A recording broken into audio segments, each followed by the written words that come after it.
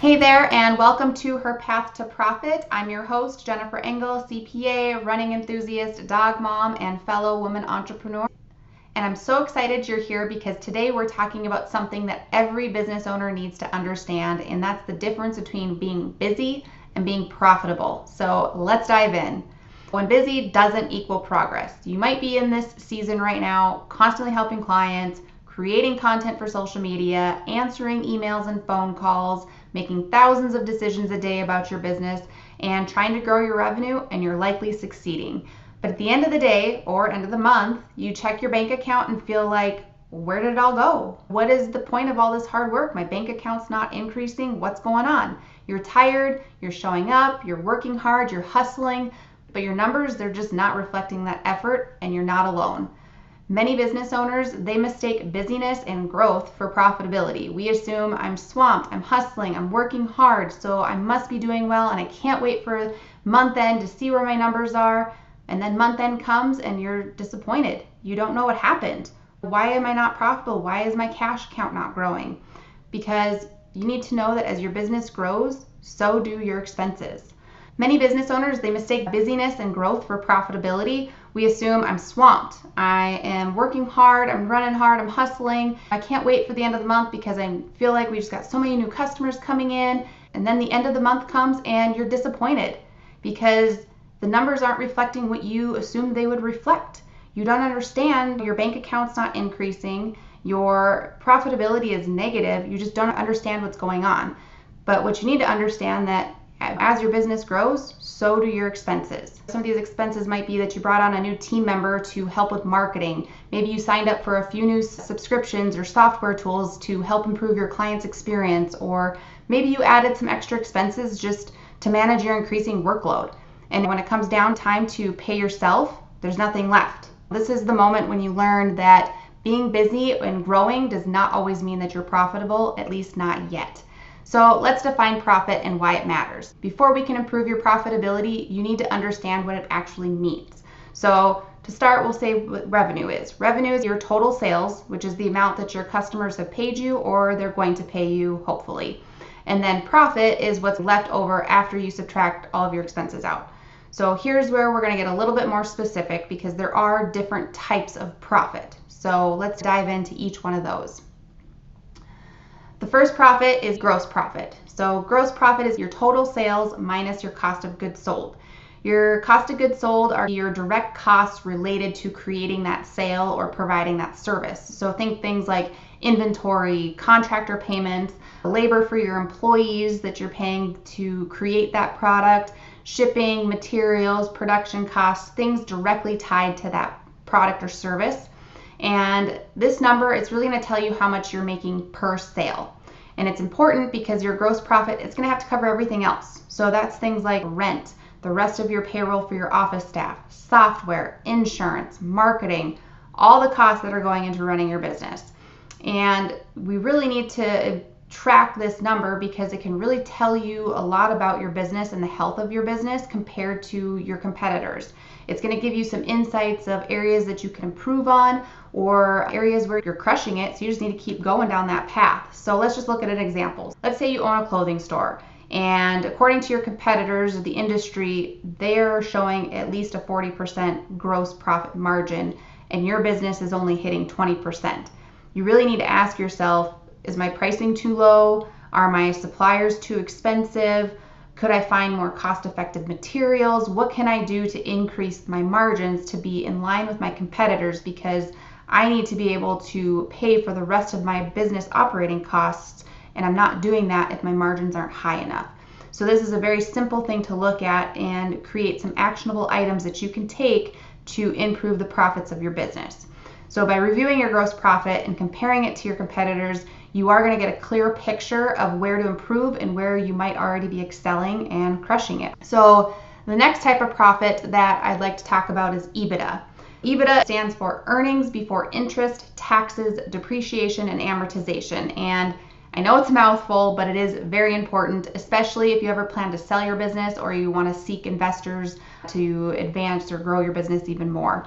EBITDA, it's really going to reflect how your business is performing operationally without the influence of taxes, loan interest, or depreciation. It's going to strip away all those extra variables and really show you if your operations are profitable, which is important for somebody that's buying your business because they may not have the same depreciation, interest, or taxes as you, but they will have those operating expenses.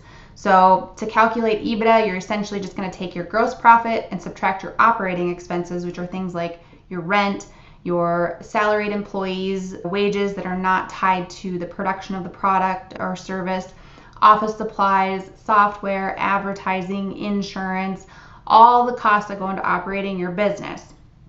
Tracking these separately, it's going to help you understand where your break-even point is, which is the minimum that you need to sell in order to cover your basic operating expenses each month. And then lastly, we've got net profit. Net profit is going to be what's left over after everything is subtracted. Cost of goods sold, operating expenses, taxes, loan interest, depreciation, all of it. And it's often referred to as your bottom line. Now, it's important to note that net profit does not mean cash sitting in your bank account. If you make $100,000, you are not putting $100,000 into your bank account. It's simply showing you what your business earned in profit for a given time period, whether that's the month, the quarter, or the year. There's a lot of things that are not getting taken into consideration with net profit. Your principal payments on your loan is not going to be reducing your profit. If you have customers that haven't paid you cash yet, the cash isn't in your bank account. However, the revenue has been accounted for in your income statement or in your profit and loss statement. So it is included there, but not included from a cash standpoint. If you have vendors that you haven't paid yet, but have received services from them, like contractors, let's say a contractor bills you, but you haven't paid them yet, they're likely sitting in your accounts payable and they've increased the expenses on your profit and loss statement, but your cash is still sitting there for you to be able to pay them. So you haven't paid it yet. So your net profit is just an indicator of whether or not you're profitable, but it is not an indicator of whether or not you are going to have cash in your bank account. And there's many reasons why that may not be the case. And so now the question is, why isn't profit growing with my revenue? Here's the tricky part. Just because your sales are growing doesn't mean your profit's going to grow too. If you're not earning enough per sale to cover your overhead, or if your expenses are scaling faster than your revenue, your business can look successful on the outside, but it's losing money underneath. And that's why you can work your tail off and still feel like you're broke. So how do you turn this busyness or this growth into profit? Now that you know the why, let's talk about how to move forward and toward the actual profitability. So first thing we need to do is we need to track your numbers. You can't manage what you don't measure. So whether that's in a spreadsheet, a software, or hiring a bookkeeper, you need a way to consistently track your revenue, cost of goods sold, operating expenses, and net income. These are just the basics and super important to track. So now you're tracking these numbers, you know where they are, but now you need to understand what these numbers are telling you. It's not just about having the numbers, it's about making sense of them. Are your margins shrinking? Meaning, is your gross profit going from 40% to 35% to 30%? And if so, why? Why is that shrinking? Or maybe it's increasing, which is awesome. Once again, why? Is there things that you've done to improve and things you can take your improvements and apply it in other parts of your business? Maybe are you spending too much on your overhead? Is there costs we can be cutting? Are there subscriptions you're not using? Is there software that we can combine and just pay for one software instead of 3 softwares? Or are you priced too low? Do you need to increase your prices? You know, there's lots of things that we can look at to understand your numbers. And once you understand them, you can actually make changes and improvements to your business. And the cool thing is that yes, you are looking in the past to track the numbers, but then you can also look forward and project, like, if we do this, what happens with my numbers? And understanding these changes that you're making, so changing my price, what does that do for my future numbers? If I need to increase cost of goods sold by this amount on this specific product, what does that do to my numbers in the future? All those things can be looked at and understood, but we just need that starting point first to get there. And then you want to be able to compare yourself to your competitors. This is going to give you a context of how well you're doing. Are your margins in line with your competitors? And if not, where can you optimize? Maybe you are excelling and then you know that, and you've found something that you're doing really good in, and let's keep pushing forward on whatever that is. It's really good to know where you stand in relation to similar businesses as you and your competitors to know how well you're doing. Then, set a monthly money date. Just like you check in with your goals or social media content plan, you need to schedule a money check-in.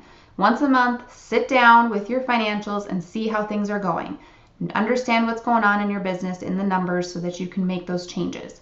And then lastly, work with someone who can help. Whether it's a CPA, a bookkeeper, a coach, anybody that can help you understand these numbers and to hold you accountable. Don't do it alone. You deserve someone in your corner that's going to help you spot those opportunities and avoid those costly mistakes. So here's what I want you to walk away with. Being busy, it's not bad. Growing, it's not bad. But being busy without understanding your numbers is what's keeping you stuck. Being busy and strategic, that's what's going to lead to profit. You're building your business with purpose. You have goals, whether that's financial freedom, more time with your family, or simply proving to yourself that you can do it. These goals, they all deserve to be supported by real profit. So today, I want to encourage you, start tracking, start reviewing, start asking questions. That's how you go from busy to truly profitable. Thank you so much for tuning in to today's episode of HerPath to Profit. If this episode gave you clarity, encouragement, or a few aha moments, here's what to do next. Follow the podcast so you never miss an episode. Share this with a fellow business owner who could use a little financial empowerment. And if you're ready to stop guessing and start growing with clarity, head on over to hertaxgps.com to learn how we can support you. Remember, you are the CEO of your business and your life, and you deserve to understand your numbers and build something that works for you. So until next time, keep going, keep growing, and keep walking your HerPath to Profit.